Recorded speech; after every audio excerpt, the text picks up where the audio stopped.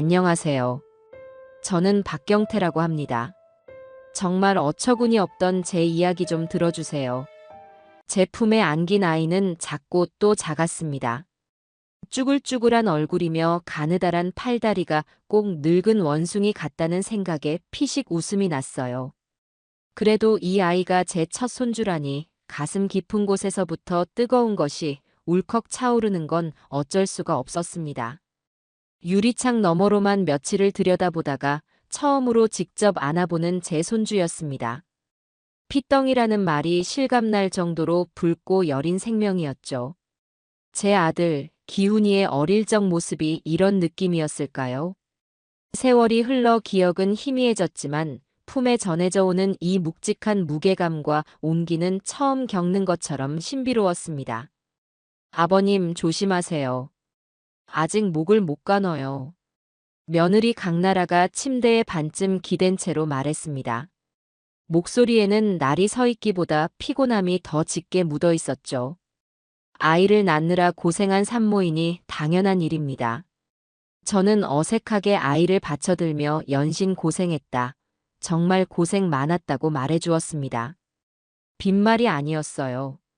제 아들을 낳아준 것도 고마운데 이렇게 대를 이어갈 손주까지 안겨주었으니 며느리가 대견하고 예뻐 보였습니다.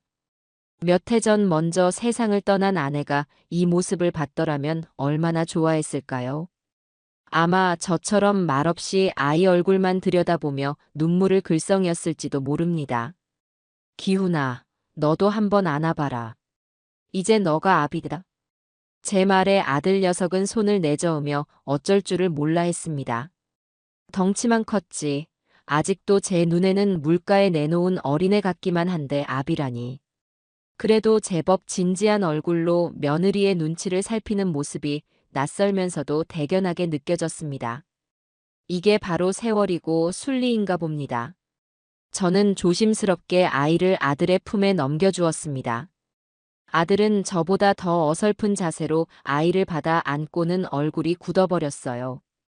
그 모습에 저와 며느리, 병실에 있던 모두가 한바탕 웃음을 터뜨렸습니다. 그래요, 이날은 제 인생에서 가장 기쁘고 행복한 날 중 하나였습니다. 적어도 그때까지는 그랬습니다. 며칠 뒤 며느리는 산후조리원으로 몸을 옮겼습니다. 요즘은 다들 그렇게 한다더군요. 제가 기훈이를 낳았을 때만 해도 상상도 못할 일이지만 세상이 변했으니 따라야지요. 아들이 조리원 비용이며 이것저것 필요한 것들을 이야기할 때도 군말 없이 지갑을 열었습니다.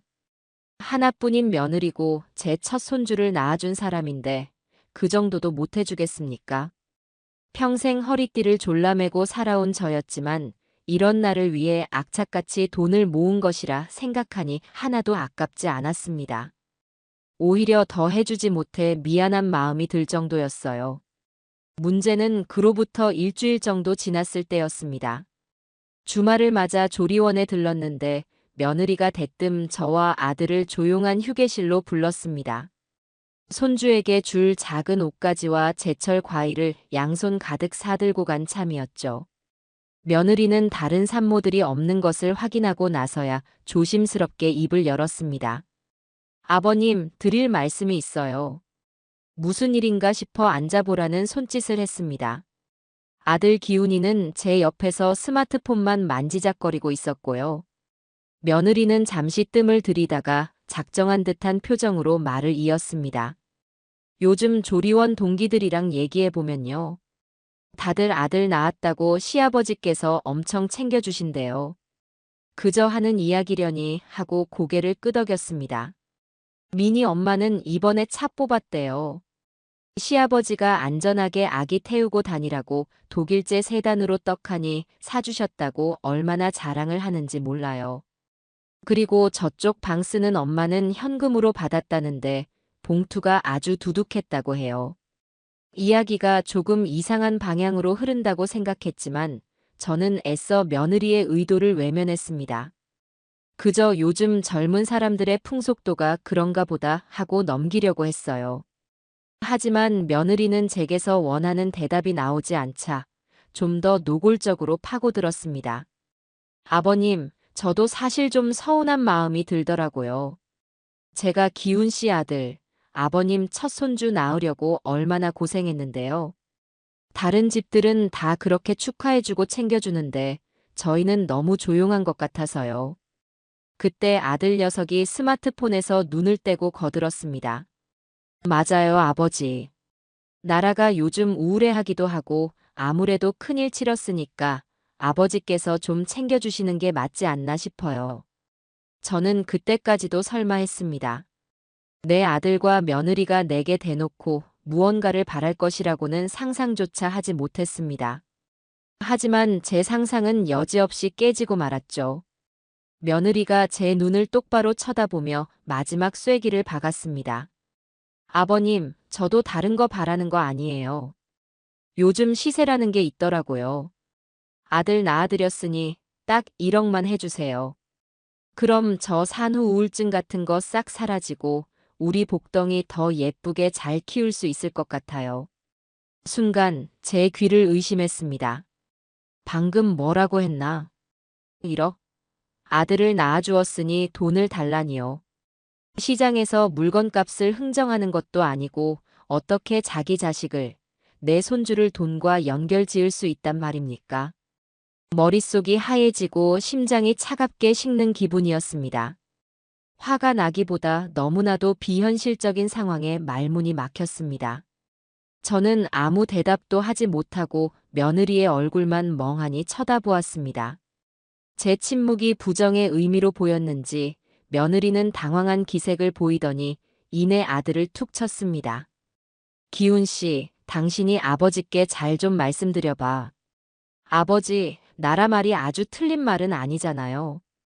저도 친구들한테 들어보면 장인어른이나 시아버지께서 집을 사주시거나 못해도 몇 천만 원씩은 다들 챙겨주신대요. 아버님도 능력이 되시니까 이 정도는 해주실 수 있잖아요. 능력. 그렇습니다. 저에게는 평생 일해 모은 돈과 이제는 시세가 제법 오른 집 한 채가 있었습니다. 하지만 그것은 제 피와 땀의 결정체이자 먼저 간 아내와의 추억이 담긴 성전과도 같은 것이었습니다. 그걸 아들 내외는 그저 자기들이 원할 때 꺼내 쓸 수 있는 현금 자동 인출기 정도로 생각하고 있었던 겁니다. 저는 자리에서 벌떡 일어났습니다. 더 이상 듣고 있을 수가 없었어요. 손에 들고 있던 과일 바구니와 아기 옷 쇼핑백을 테이블 위에 거칠게 내려놓았습니다. 쿵 하는 소리에 아들과 며느리가 움찔하는 것이 보였습니다. 그만하거라. 제 목소리는 형편없이 떨리고 있었습니다. 집에 가봐야겠다. 더는 그들의 얼굴을 마주하고 있을 자신이 없었습니다. 뒤에서 저를 부르는 아들의 목소리가 들렸지만 저는 한 번도 돌아보지 않고 조리원을 빠져나왔습니다. 차를 몰고 집으로 돌아오는 내내 머릿속에서는 1억이라는 단어와 시세라는 단어가 맴돌았습니다. 생명의 탄생의 시세라니. 가족 간의 사랑에 가격표를 붙이다니요. 집에 도착해 현관문을 열었습니다. 익숙한 제 집의 공기가 저를 맞았지만 그날따라 모든 것이 낯설게 느껴졌습니다. 거실에 걸린 아내의 사진이 저를 보고 있었습니다. 여보, 내가 뭘 잘못 키운 걸까? 우리가 뭘 잘못한 걸까? 사진 속 아내는 말이 없었습니다. 저는 소파에 주저앉아 한참을 움직이지 못했습니다. 분노와 배신감, 슬픔과 허탈함이 뒤섞여 몸을 가눌 수가 없었습니다. 평생을 자식 하나만 바라보고 살았습니다. 맛있는 것이 있으면 아들부터 먹였고 좋은 옷이 있으면 아들부터 입혔습니다. 결혼할 때도 제 모든 것을 내어주다시피 했습니다.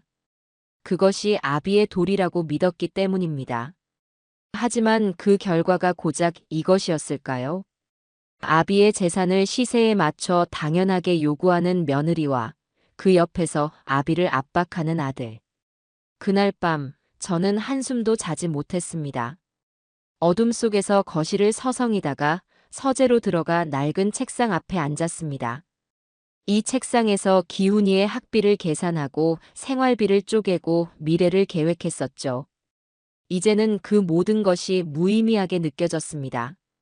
이 집도 제 통장에 남은 돈도 더 이상 자식을 위한 울타리가 될 수 없다는 생각이 들었습니다. 오히려 그들을 더 탐욕스럽게 만드는 족쇄가 될 뿐이라는 것을 깨달았습니다. 그날 이후 세상은 그대로인데 저 혼자만 다른 세상에 사는 것 같았어요. 며느리가 제게 던진 1억이라는 숫자는 제 머릿속을 떠나지 않고 끈질기게 맴돌았거든요. 그건 단순한 액수가 아니었습니다. 제 인생의 가치를 멋대로 평가하고 가족이라는 이름 아래 당연하게 지불을 요구하는 청구서나 다름없었죠. 아들 기훈이에 대한 실망감은 분노를 넘어 서글픔으로 바뀌었습니다. 제가 아들을 잘못 키운 것일까요? 아니면 시대가 변해 제가 이해하지 못하는 새로운 효의 방식이라도 생긴 것일까요? 수많은 질문이 떠올랐지만 답을 찾을 수는 없었습니다. 분명한 것은 단 하나, 제 아들과 며느리는 더 이상 제가 알던 그 아이들이 아니라는 사실뿐이었어요.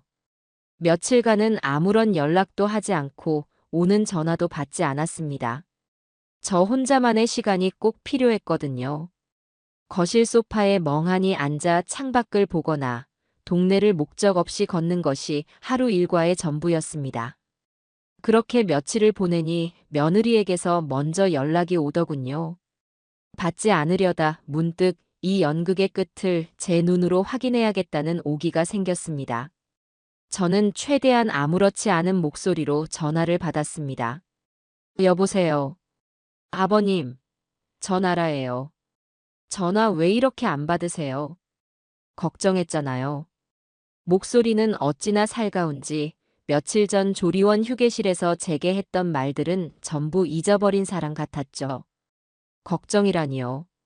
제 아니가 아니라 제 지갑 사정을 걱정한 것이겠지요. 저는 속으로 차갑게 비웃으며 대답했습니다. 그냥 좀 피곤해서 그랬다. 그러시면 안 돼요, 아버님. 식사는 잘 챙겨 드시고 계신 거예요? 기훈 씨랑 저랑 걱정돼서 혼났어요. 저희가 조만간 맛있는 거 사들고 한번 갈게요.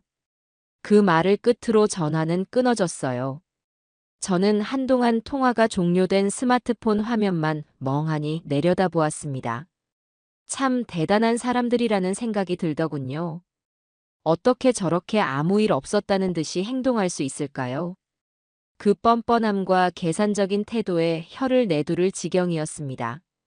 그리고 그들이 말한 조만간은 생각보다 빨리 찾아왔습니다. 이틀 뒤 초인종 소리가 요란하게 울렸어요. 인터폰 화면에는 활짝 웃고 있는 며느리와 그 옆에 무표정하게 서 있는 아들의 얼굴이 보였습니다. 며느리의 손에는 값비싸 보이는 한우 선물 세트가 들려 있었죠. 문을 열어주자 며느리는 과장된 몸짓으로 신발을 벗고 들어서며 외쳤습니다. 아버님, 저희 왔어요. 기력이 달리실 것 같아서 일부러 제일 좋은 고기로 사왔어요. 저는 아무 말 없이 그들이 내미는 고기 상자를 받아들었습니다. 묵직한 상자의 무게가 꼭 그들의 속내처럼 느껴져 기분이 불쾌했어요. 아들 녀석은 거실로 들어서자마자 소파에 드러눕듯 앉아 텔레비전부터 켰습니다. 이 집이 아직도 자기 집인 양 편안하게 구는 모습에 기가 찼습니다. 며느리는 부엌으로 저를 따라 들어와 제가 고기를 냉장고에 넣는 것을 지켜보며 입을 열었습니다. 아버님, 지난번 일은 너무 서운하게 생각하지 마세요. 제가 아기 낳고 감정이 오락가락해서 괜한 소리를 했나 봐요. 사과처럼 들렸지만 진심이 담겨 있지 않다는 것을 단번에 알 수 있었어요. 그건 사과가 아니라 자신의 요구를 관철시키기 위한 전략 수정에 불과했습니다. 정말로 미안했다면 그 주제를 다시는 꺼내지 말아야지요. 하지만 며느리는 교묘하게 다시 본론으로 접근하고 있었습니다. 그런데 아버님, 집이 좀 썰렁한 것 같아요. 혼자 계셔서 그러신가? 벽지도 그렇고 제가 결혼할 때도 이 문이었던 것 같은데 맞죠? 그렇습니다. 이 집의 벽지는 15년 전 아내가 마지막으로 골랐던 것이었어요. 화사한 꽃무늬를 좋아했던 사람이라 나이든 부부가 살기에는 조금 젊은 디자인이라고 제가 타박을 주었던 기억이 납니다. 아내는 집은 밝아야 좋은 기운이 들어온다며 제 말을 듣지 않았었죠. 이제는 그 무늬마저 빛이 바래고 군데군데 때가 탔지만 저에게는 그 자체가 아내와의 추억이었습니다.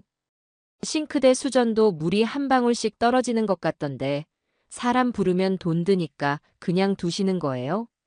그러다 수도세만 더 나와요. 며느리는 매의 눈으로 집안 곳곳에 흠을 찾아내기 시작했어요. 마치 집을 팔기 전에 수리할 곳을 점검하는 업자처럼 말입니다. 저는 그저 묵묵히 과일을 깎아내갔습니다. 무슨 말을 하든 저들의 귀에는 자신들이 듣고 싶은 말로만 들릴 테니까요. 그들에게 이 집은 더 이상 가족의 보금자리가 아니었습니다. 그저 시세가 얼마인지, 언제쯤 현금화할 수 있는지가 중요한 하나의 자산일 뿐이었죠. 그날 이후 저는 계획을 실행에 옮기기로 마음먹었습니다. 며칠 뒤 저는 동네 도서관의 공용 컴퓨터 앞에 앉았습니다. 집에서 검색 기록을 남기고 싶지 않았기 때문이에요. 저는 인터넷 검색창에 국내 최고급 실버타운, 호텔식 시니어 레지던스 같은 단어들을 입력했습니다. 화면에는 제가 평생 구경도 못 해본 화려한 시설들의 사진이 가득 펼쳐졌습니다. 보증금과 월 이용료는 제 상상을 아득히 뛰어넘는 금액이었어요. 저는 그 중에서도 가장 비싸고 화려해 보이는 곳 몇 군데의 홈페이지에 들어가 안내 책자를 신청했습니다. 주소는 당연히 제 집으로 했고요. 며칠 지나지 않아 집으로 두툼한 우편물들이 도착하기 시작했습니다. 고급스러운 종이에 인쇄된 실버타운 안내 책자들이었죠. 저는 그것들을 일부러 거실 소파 위, 신문지 밑에 살짝 보이도록 놓아두었습니다. 일종의 미끼를 던진 셈입니다. 그리고 제 예상은 정확히 맞아떨어졌어요. 그 주 주말, 어김없이 찾아온 며느리는 소파에 앉아 과일을 먹다 말고 무언가를 발견한 듯 눈을 동그랗게 떴습니다. 신문지 밑으로 삐져나온 책자의 표지를 본 것이죠. 며느리는 마치 처음 보는 물건인 양 조심스럽게 책자를 꺼내 들었습니다. 어머나 아버님. 이게 다 뭐예요? 그 목소리에는 감추지 못하는 흥분과 호기심이 가득했어요. 저는 텔레비전에서 눈을 떼지 않은 채 무심하게 대답했습니다. 아, 그거. 그냥 한번 보려고. 광고하길래. 세상에 이런 곳도 있네요. 도심 속 VVIP를 위한 프리미엄 시니어 라이프라니. 사진 좀 보세요, 아버님. 완전 호텔이네요, 호텔. 며느리는 제 옆으로 바싹 다가앉아 책자를 펼쳐 보였어요. 그 눈빛은 전에 없이 초롱초롱하게 빛나고 있었습니다. 제가 그토록 원하던 반응이었죠. 아들 기훈이도 며느리의 호들갑에 텔레비전에서 눈을 떼고 책자를 들여다보았습니다. 우와, 진짜 좋네. 수영장에 골프 연습장까지 다 있네. 그러게 말이에요. 기훈 씨, 이것 좀 봐요. 식사도 전부 유기농 식단에 전담 영양사가 다 관리해준대요. 아버님 혼자 식사 거르실 때도 많으신데 이런 데 가시면 저희가 정말 마음이 놓일 것 같아요. 마음이 놓인다고요. 저를 이런 비싼 곳에 보내고 나면 이 집을 마음대로 처분할 수 있으니 마음이 놓인다는 말이겠지요. 저는 속으로 냉소를 머금은 채 일부러 힘없는 목소리로 말했습니다. 좋기는 한데 비싸서 어디 엄두나 내겠냐. 그 한마디는 결정적인 기폭제가 되었어요. 며느리는 기다렸다는 듯이 제 손을 덥석 잡았습니다. 아버님, 무슨 말씀을 그렇게 하세요? 아버님께서 평생 고생해서 모으신 돈, 이럴 때 쓰시라고 있는 거잖아요. 그리고 저희가 있잖아요. 저희가 아버님 노후는 확실하게 책임질게요. 걱정하지 마세요. 그때부터였습니다. 며느리의 효부 연극이 본격적으로 막을 올린 것은요. 하루가 멀다 하고 전화가 걸려왔습니다. 아침에는 잘 주무셨는지, 점심에는 식사는 하셨는지, 저녁에는 외롭지 않으신지. 지난 몇 년간은 명절이나 생일이 아니면 전화 한 통 없던 아이였습니다. 그 변화가 역겨웠지만 저는 묵묵히 모든 전화를 받아주었어요. 며느리는 인터넷으로 찾았다며 각종 실버타운의 장단점을 비교 분석한 자료를 제게 보내주기도 했습니다. A 실버타운은 도심 접근성이 좋지만 B 실버타운은 자연환경이 월등하대요. 아버님께는 B가 더 좋을 것 같아요. 라며 제 취향까지 고려하는 척 하더군요. 그 열정과 치밀함에 혀를 내두를 지경이었습니다. 그 에너지를 자신들의 삶을 꾸리는 데 썼더라면 지금보다 훨씬 나은 생활을 하고 있지 않았을까요? 아들 기훈이는 그런 며느리가 대견하고 사랑스러워 죽겠다는 표정이었습니다. 제게 와서는 아버지, 그래도 나라가 아버지를 저렇게 챙기잖아요. 요즘 저런 며느리 없어요라며 아내 자랑을 늘어놓기 바빴어요. 저는 그저 쓴웃음을 지을 뿐이었습니다. 네, 맞습니다. 요즘 저런 며느리는 정말 없을 겁니다. 시아버지의 재산을 차지하기 위해 저렇게까지 혼신의 힘을 다해 연기하는 며느리는요. 저는 어느 날 저녁 소파에 앉아 며느리가 보내준 또 다른 실버타운의 홍보 영상을 보고 있었습니다. 영상 속에서는 노인들이 활기차게 웃으며 게이트볼을 치고 노래교실에서 노래를 부르고 있었어요. 모두가 행복해 보이는 그야말로 지상낙원 같은 풍경이었습니다. 그 모습을 한참 들여다보고 있는데 거실 한쪽에 놓인 아내의 사진과 눈이 마주쳤습니다. 사진 속 아내는 여전히 온화하게 웃고 있었죠. 저는 조용히 아내에게 말을 걸었습니다. 여보, 저 사람들 연기하는 것 같지 않아? 당신도 그렇게 생각하지? 내가 저런 곳에 갈 사람으로 보여. 걱정하지 마. 내가 알아서 다 할게. 당신과 내가 평생을 바쳐 이룬 것들, 저렇게 속물 같은 아이들에게 헐값에 넘겨주지는 않을 테니. 절대로. 제 결심은 그날 이후 더욱더 강철처럼 단단해졌습니다. 며느리의 효부 연극이 절정을 향해 갈수록 제 비밀 계획 역시 차근차근 무르익어 가고 있었어요. 며느리의 성화는 날이 갈수록 더해졌습니다. 이제는 전화뿐만 아니라 주말마다 저를 찾아와 실버타운 입주의 장점을 설파하기 바빴어요. 저는 이쯤에서 연극의 다음 막을 올려야겠다고 생각했습니다. 그들의 탐욕이 어디까지인지 그 바닥을 제 눈으로 똑똑히 확인하고 싶었거든요. 일요일 점심, 며느리가 싸온 음식을 먹고 난 뒤였습니다. 저는 일부러 한숨을 깊게 쉬며 입을 열었습니다. 나라야. 네, 아버님. 왜 그러세요? 어디 안 좋으세요? 며느리는 기다렸다는 듯이 걱정스러운 표정을 지어 보였어요. 그 연기력은 날이 갈수록 일취월장하고 있었죠. 아니다. 그게 아니고 너희들이 하도 좋다고 하니 나도 마음이 조금씩 움직이는 것 같구나. 그런데 이 늙은이가 뭘 알겠니? 사진으로만 봐서는 좋은지 나쁜지 도통 모르겠다. 제 말에 며느리의 얼굴에 화색이 도는 것을 놓치지 않았습니다. 정말요, 아버님? 잘 생각하셨어요. 그럼요, 당연히 직접 가보셔야죠. 그래서 말인데, 이번 주말에 너가 시간을 좀 내주면 좋겠다. 나는 눈도 침침하고 다리도 아파서 혼자 가기는 좀 그렇구나. 너가 나보다 눈도 밝고 똑똑하니까 같이 가서 좋은 곳인지 아닌지 좀 봐다오. 제 요청에 며느리는 조금의 망설임도 없이 대답했습니다. 물론이죠, 아버님. 제가 다 알아보고 제일 좋은 곳으로 예약 잡아놓을게요. 기훈 씨도 그날은 무조건 시간 빼라고 할게요. 아버님 중대사를 결정하시는 날인데 아들이 빠지면 쓰나요. 며느리는 마치 제 일처럼 기뻐하며 분주하게 움직이기 시작했어요. 그 모습을 옆에서 지켜보던 아들 기훈이는 잘 됐네, 아버지. 다 같이 다녀오시죠 라며 안도하는 눈치였습니다. 아마도 자신을 괴롭히던 아버지와 아내 사이의 갈등이 드디어 해결된다고 생각하는 모양이었습니다. 어리석은 녀석.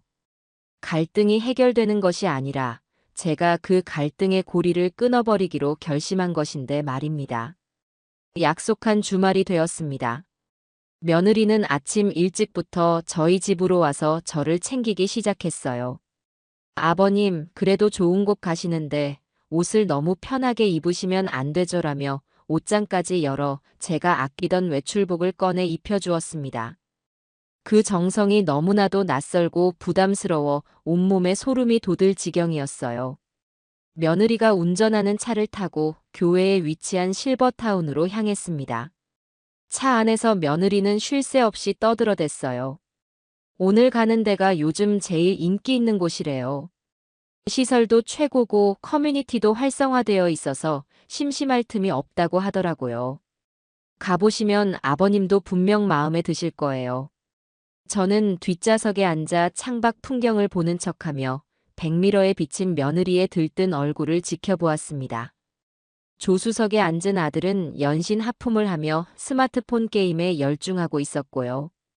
참으로 기가 막힌 가족 나들이라고 생각했습니다. 1시간쯤 달려 도착한 곳은 로열 포레스트 힐이라는 거창한 이름을 가진 곳이었어요. 입구부터 웅장한 문과 잘 가꿔진 정원이 우리를 맞았습니다. 이곳이 노인들이 사는 곳인지 부자들의 휴양지인지 분간이 가지 않을 정도였죠. 예약자 이름을 대자 단정한 유니폼을 입은 상담실장이 우리를 맞이했습니다. 상담실장은 우리를 이끌고 시설 곳곳을 보여주며 설명을 시작했습니다. 넓고 쾌적한 로비, 호텔 레스토랑을 방불케 하는 식당, 최신 장비를 갖춘 피트니스 센터와 물리치료실, 실내 수영장과 스크린 골프장까지. 정말 입이 떡 벌어지는 시설의 연속이었어요. 제 평생 이런 호사는 구경도 해본 적이 없는데 죽기 전에 이런 곳에서 살게 될 팔자라니요. 물론 그럴 일은 없겠지만 말입니다. 제가 가장 경악했던 것은 며느리의 태도였습니다. 며느리는 상담실장보다 더 열정적으로 저를 설득하기 시작했어요. 아버님, 저기 좀 보세요. 수영장 물도 온천수래요. 아버님 관절염에 딱이겠어요. 세상에, 여긴 개인 영화관도 있네. 아버님 영화 좋아하시잖아요. 여기서 매일 영화 보실 수 있겠어요. 앞권은 거주 공간을 둘러볼 때였습니다. 제법 넓은 평수의 아파트 내부를 구경하는데 며느리는 상담실장에게 아주 중요한 질문이라는 듯이 물었습니다. 저기 실장님, 궁금한 게 있는데요. 여기 입주하신 분들이 나중에 돌아가시게 되면 입주 보증금이나 재산 같은 건 어떻게 처리되나요? 상속 절차 같은 게 복잡하지는 않나요? 그 질문을 듣는 순간 저는 심장이 쿵 하고 내려앉는 것 같았습니다. 이 아이는 지금 제 노후를 설계해 주러 온 것이 아니었어요. 제 사후를 설계하러 온 것이었죠. 제가 죽고 난 뒤 제 재산을 얼마나 쉽고 빠르게 차지할 수 있는지를 확인하러 온 것입니다. 상담실장은 조금 당황한 듯 보였지만 이내 능숙하게 대답했습니다. 아, 네. 그런 부분은 저희 쪽 전담 변호사와 법무팀에서 자녀분들과 협의하여 최대한 절차에 불편함이 없도록 도와드리고 있습니다. 걱정하지 않으셔도 됩니다. 며느리는 그제야 만족스러운 듯 고개를 끄덕이더군요. 저는 더 이상 참을 수가 없었습니다. 이 위선과 탐욕으로 가득 찬 공간에서 단 1분도 더 있고 싶지 않았어요. 저는 어지러운 척 이마를 짚으며 말했습니다. 조금 피곤하구나. 오늘은 이만 돌아가자. 와서 보니 좋다는 건 잘 알겠다. 어머, 아버님. 벌써 가시게요? 기왕 오셨는데 계약까지 하고 가시면 좋잖아요. 며느리의 만류에도 저는 단호하게 몸을 돌렸습니다. 돌아오는 차 안에서는 아무도 말이 없었습니다. 저는 지독한 피로감에 눈을 감았고 며느리는 무언가 못마땅한 듯 입을 꾹 다물고 운전만 했습니다. 아들은 옆에서 세상 모르고 잠들어 있었고요. 그날의 방문은 제게 마지막 확신을 주었습니다. 저들에게 저는 더 이상 아버지가 아니었어요. 움직이는 재산 목록, 그 이상도 이하도 아니었죠. 다음 날, 저는 며느리에게 전화를 걸어 며칠만 혼자 조용히 생각할 시간을 다오. 곧 결정을 내리마라고 말했습니다. 며느리는 제 말이 곧 입주를 결정하겠다는 뜻으로 들렸는지, 네, 아버님. 충분히 생각해 보시고 좋은 결정 내려주세요. 라며 기쁘게 대답하더군요. 저는 그들이 제게 준 생각할 시간을 아주 요긴하게 사용하기로 했습니다. 저는 곧바로 인터넷에서 찾아두었던 부동산 중개인에게 연락했어요. 동네에서 오랫동안 영업을 했고, 특히 상속이나 집안 사정이 얽힌 매물을 조용하고 신속하게 처리하기로 평판이 난 사람이었죠. 저는 집 근처가 아닌 한적한 외곽의 찻집에서 그를 만났습니다. 사장님, 드릴 말씀은 집을 팔아야겠습니다. 제 첫마디에 중개인은 조용히 차를 한 모금 마신 뒤 저를 쳐다보았어요. 급하게 파셔야 할 이유라도 있으십니까? 그렇습니다. 아주 급합니다. 그리고 아주 조용해야 합니다. 가족들은 아무도 이 사실을 알아서는 안 됩니다. 제 말에 중개인의 눈빛이 잠시 흔들렸지만 그는 이내 노련하게 표정을 갈무리했습니다. 이런 사연을 한두 번 겪어본 것이 아니라는 듯한 얼굴이었죠. 알겠습니다, 어르신. 시세보다 조금 손해를 보실 수도 있는데 괜찮으시겠습니까? 돈은 상관없습니다. 신속하고 완벽한 비밀 보장. 그것만 지켜주시면 됩니다. 수수료는 원하시는 만큼 두둑하게 챙겨드리겠습니다. 제 단호한 태도에 중개인은 고개를 끄덕였습니다. 알겠습니다. 어르신 뜻대로 진행하겠습니다. 믿고 맡겨주시지요. 며칠 뒤 중개인에게서 연락이 왔어요. 집을 보러 올 사람이 있다는 것이었죠. 저는 아들 내외에게는 병원에 검진 받으러 간다고 둘러댄 뒤 약속 시간에 맞춰 집에서 구매자를 기다렸습니다. 젊은 부부였는데 집을 보자마자 마음에 들어하는 눈치였습니다. 그런데 집을 둘러보던 중 갑자기 제 휴대전화가 요란하게 울리기 시작했어요. 아들 기훈이었습니다. 아버지, 어디세요?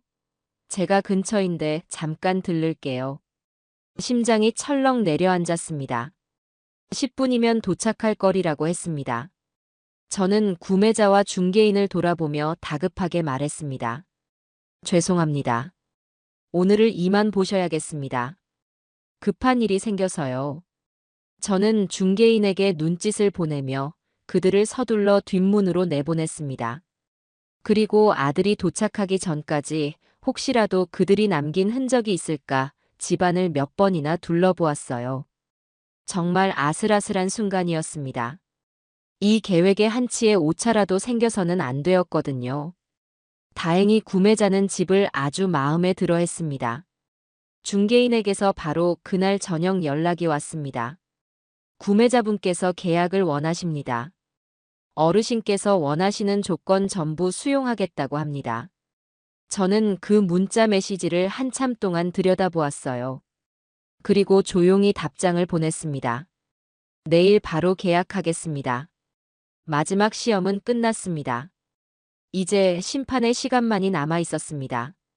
다음 날, 저는 중개인의 사무실에서 제 인생이 담긴 집의 매매 계약서에 도장을 찍었습니다. 30년 넘게 살아온 집이었어요. 아내와 함께 가구를 들이고 아이를 키우고 웃고 울었던 모든 순간이 담겨 있는 공간이었죠. 그 집을 제 손으로 다른 사람에게 넘기는 순간 눈물이 핑 돌 것 같았지만 애써 참았습니다. 이건 슬퍼할 일이 아니었어요. 새로운 삶을 위한 첫걸음이었으니까요. 계약금은 제 이름으로 만든 새로운 통장으로 바로 입금되었습니다. 묵직하게 찍히는 돈의 액수를 보며 저는 이것이 단순한 돈이 아니라 제 자유와 존엄을 되찾을 수 있는 티켓이라고 생각했습니다. 계약을 마치고 집으로 돌아오는 길, 제 발걸음은 이상하리만치 가벼웠습니다. 이제 이 집은 더 이상 제 집이 아니라고 생각하니 오히려 마음이 편안해지더군요. 그날 저녁 며느리에게서 전화가 왔습니다. 아버님, 생각은 좀 해보셨어요? 어느 곳으로 결정하실지 마음 정하셨어요? 저는 이제 연기의 달인이 된 것 같았어요. 최대한 인자하고 평온한 목소리로 대답했죠. 그래, 정했다. 너희들이 추천해준 그 로열 포레스트 힐인가 하는 곳으로 가야겠다. 그만한 데가 없는 것 같더구나. 제 대답에 수학이 넘어 며느리의 숨소리가 가빠지는 것이 느껴졌습니다. 정말요, 아버님? 세상에. 정말 잘 생각하셨어요. 그럼 이제 입주 준비만 하면 되겠네요. 그래. 그러니 이제 나를 너무 닥달하지 말거라. 이사 가기 전에 정리할 것도 많고 마음의 준비도 좀 해야 하니. 그럼요, 그럼요. 아버님 편하실 때까지 저희가 기다릴게요. 필요한 거 있으시면 언제든지 말씀하시고요. 전화를 끊고 나서 저는 헛웃음을 터뜨렸습니다. 제 말을 곧이곧대로 믿고 기뻐하는 며느리가 어리석으면서도 한편으로는 무서웠어요. 사람의 탐욕이 어떻게 사람을 저렇게 눈멀게 만들 수 있는지. 그날 이후 저의 이중 생활은 더욱 본격화되었습니다. 낮에는 아들 내외의 효도를 받으며 실버타운에 곧 입주할 사람처럼 행동했고, 밤에는 아무도 모르게 제 흔적을 지우는 작업을 했어요. 며느리는 거의 매일같이 저희 집으로 출근 도장을 찍었습니다. 오늘은 기력 보충에 좋다는 흑염소 진액을, 내일은 관절에 특효라는 녹용을 사들고 왔죠. 제가 평생 먹어본 보약보다 그 며칠 동안 받은 것이 더 많을 겁니다. 아버님, 이거 드시고 이사 가셔서도 건강하게 지내셔야 해요. 저는 며느리가 보는 앞에서는 그 비싼 약들을 꼬박꼬박 챙겨 먹는 척했습니다. 그리고 며느리가 돌아가고 나면 그것들을 전부 싱크대에 쏟아버리거나 아파트 화단 구석에 몰래 파묻었어요. 그 가식적인 선물을 제 몸에 넣고 싶지 않았거든요. 밤이 되면 저는 유령처럼 집안을 돌아다니며 짐을 정리했습니다. 가장 먼저 손을 댄 것은 앨범이었어요. 아내와 함께 찍은 사진, 아들이 태어나고 자라는 과정이 담긴 수십 권의 앨범. 이것들을 전부 가지고 갈 수는 없었습니다. 저는 눈물을 머금고 아내와 단둘이 찍은 사진 몇 장과 손주의 신생아 시절 사진 딱 한 장만 빼고 나머지는 모두 소각장으로 보냈어요. 추억은 가슴에 묻는 것이지 짐으로 만드는 것이 아니라고 스스로를 위로하면서요. 옷까지도 대부분 정리했습니다. 낡고 해진 옷들은 쓰레기 봉투에 담아버리고 몇 해 전 아들이 처음으로 월급을 타서 사준 낡은 스웨터 하나와 계절별로 입을 몇 벌의 옷만 챙겨 낡은 여행 가방에 넣었습니다. 가구와 가전제품은 동네 중고가전센터에 연락해 헐값에 넘겼어요. 이삿짐 센터를 부르면 소문이 날까 두려웠기 때문입니다. 중고센터 직원들이 물건을 실어 나를 때 마침 마주친 이웃에게는 아들네 집으로 좋은 가구들 보내고 저는 새로 장만하려고요라고 둘러댔습니다. 이웃은 자식 사랑이 대단하시다며 부러워했지만 저는 속으로 씁쓸한 미소를 지었습니다. 집이 하나둘씩 비어갈수록 제 마음도 텅 비어가는 것 같다가도 이내 어떤 해방감으로 채워지더군요. 물건에 얽매여 있던 제 삶이 비로소 가벼워지는 느낌이었습니다. 마지막으로 남은 것은 아내의 손때가 묻은 작은 자개장이었어요.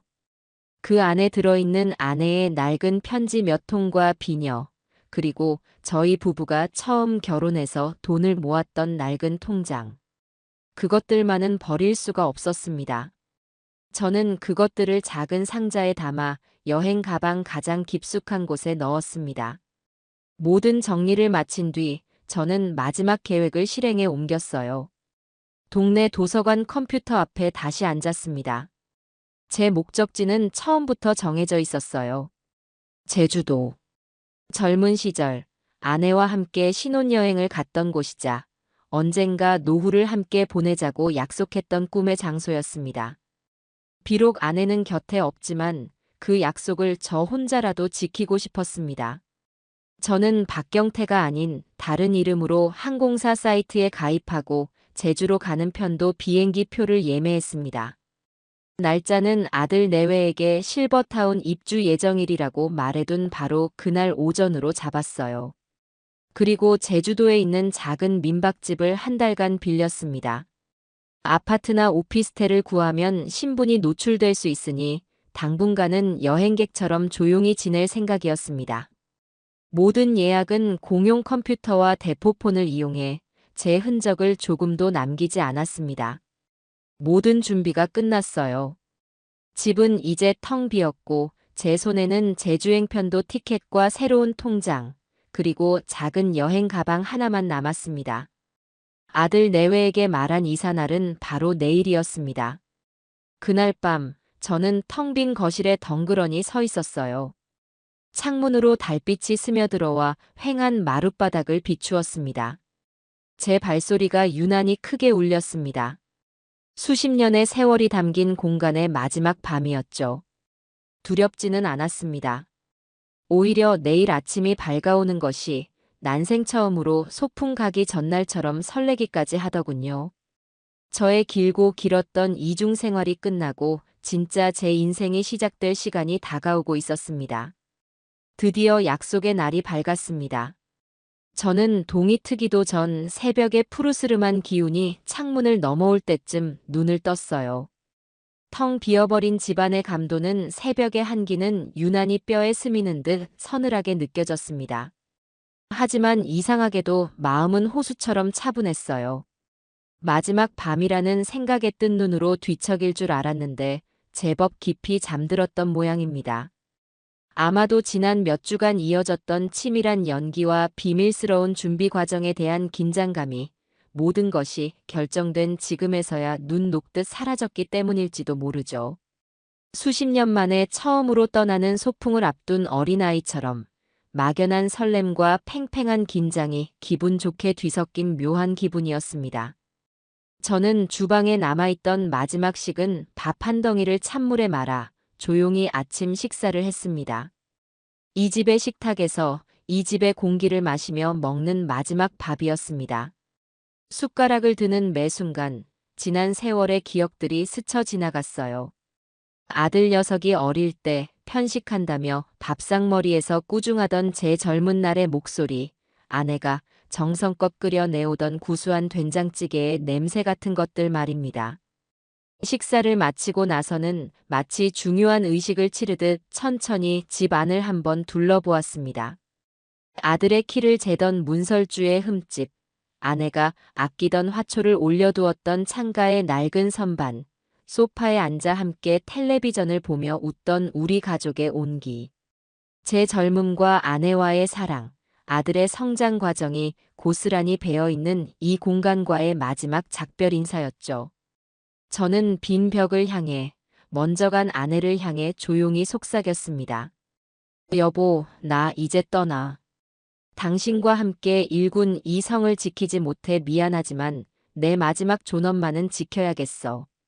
하늘에서나마 부디 내 결정을 이해해 주구려. 오전 10시가 되자 어김없이 초인종이 울렸습니다. 인터폰 화면에는 활짝 웃고 있는 며느리와 그 옆에 어색하게 서 있는 아들이 보였어요. 며느리는 마치 좋은 곳으로 나들이라도 가는 사람처럼 한껏 멋을 낸 모습이었습니다. 저는 미리 현관문 옆에 세워둔 낡은 여행 가방 하나를 들고 문을 열었습니다. 제 초라한 행색과 텅 빈 집안을 본 며느리가 과장되게 놀란 표정을 지으며 물었습니다. 어머, 아버님, 짐이 이게 다세요? 다른 건 벌써 다 보내셨어요? 가구랑 가전제품은요? 그럼. 낡은 것들은 다 버리고 정리했다. 가서 다 새로 사면 되지 뭘 주렁주렁 이고 가겠니? 제 대답에 며느리의 얼굴이 더욱 환하게 밝아지는 것을 보았습니다. 그 눈빛이 무엇을 말하는지 저는 정확히 읽을 수 있었어요. 가구까지 다 버리셨다니 정말로 이 집에 다시 돌아올 생각이 없으시구나. 새로 살림을 장만하려면 돈이 더 들 테니 재산이 그만큼 줄어들겠구나 하고 속으로 계산기를 두드리고 있었을 겁니다. 짐이 적으니 이사 비용도 안 들고 집도 빨리 비워지니 모든 것이 자신의 완벽한 시나리오대로 돌아간다고 생각했겠죠. 역시 아버님은 생각이 깔끔하세요. 저희가 괜히 걱정했네요. 얼른 가시죠. 오늘 날씨도 정말 좋네요. 며느리는 제 가방을 빼앗듯 받아들고 앞장섰습니다. 아들은 그런 며느리와 제 뒤를 그저 묵묵히 따를 뿐이었고요. 시선은 바닥에 고정한 채 저와 눈을 마주치지 않으려고 애쓰는 모습이었습니다. 어쩌면 그 아이의 마음속에도 아주 작은 죄책감 정도는 남아 있었을지도 모르겠습니다. 하지만 그 미미한 죄책감은 아내의 탐욕과 자신의 무력함 앞에서 아무런 힘도 발휘하지 못했죠. 저는 마지막으로 집을 한번 돌아보고는 미련 없이 현관문을 닫았습니다. 밖으로 나오자 눈부신 햇살이 쏟아졌어요. 정말 며느리의 말대로 이 모든 과거를 버리고 떠나기에 더없이 좋은 날씨였습니다. 며느리가 운전하는 차 뒷좌석에 앉았습니다. 차 안에는 새 차에나 어울릴 법한 비싼 방향제 냄새가 진동을 했어요. 차가 부드럽게 아파트 단지를 빠져나가는 동안 저는 창밖으로 스쳐 지나가는 풍경들을 하나하나 눈에 담았습니다. 매일같이 장을 보러 가던 상가, 아들과 함께 목욕을 가던 낡은 목욕탕, 아내와 손을 잡고 산책하던 공원, 제가 다니던 공장으로 향하던 길목, 제 지난 세월의 무대였던 모든 것과의 조용한 이별이었습니다. 차 안에서 며느리는 쉴 새 없이 제잘거렸습니다. 실버타운에 가면 어떤 프로그램을 신청할 건지, 어떤 사람들과 어울리면 좋을지 저보다 더 신이 난 모습이었죠. 아버님, 거기 가면 동호회 활동이 그렇게 잘 되어 있대요. 서예나 바둑 같은 것도 좋고 이참에 골프를 배워보시는 건 어떠세요? 요즘은 다들 골프 치시잖아요. 성공한 분들의 스포츠라고요. 됐네. 이 나이에 무슨 골프냐? 왜요? 아버님은 아직 젊으세요. 그리고 기훈 씨랑 저랑 주말마다 골프채 사들고 찾아뵈면 얼마나 좋아요. 같이 운동도 하고 시설 좋은 레스토랑에서 식사도 하고요. 며느리가 그리는 미래에는 오직 돈으로 누릴 수 있는 것들만 가득했습니다. 그 아이에게 가족이란 함께 시간을 보내는 존재가 아니라 함께 돈을 쓰는 존재에 불과했던 겁니다. 저는 더 이상 대꾸하지 않고 눈을 감아버렸습니다. 제 침묵을 긍정의 의미로 받아들였는지 며느리의 목소리는 한층 더 높아졌어요. 조수석에 앉은 아들은 그저 좋은 생각이네라며 맞장구를 칠 뿐이었습니다. 한참을 달리던 차가 시내 중심가의 한 은행 앞에 멈춰 섰습니다. 제가 미리 봐두었던 곳이었죠. 일부러 출입구가 앞뒤로 나 있고 주변이 복잡한 시장과 연결된 곳으로 골랐습니다. 저는 눈을 뜨고 말했습니다. 여기 잠깐만 세워다오. 실버타운에 낼 입주 보증금을 찾아야겠다. 어머, 아버님. 그렇게 큰 돈을 현금으로요? 저희가 계좌이체 해드리면 되는데. 그게 더 안전하잖아요. 아니다.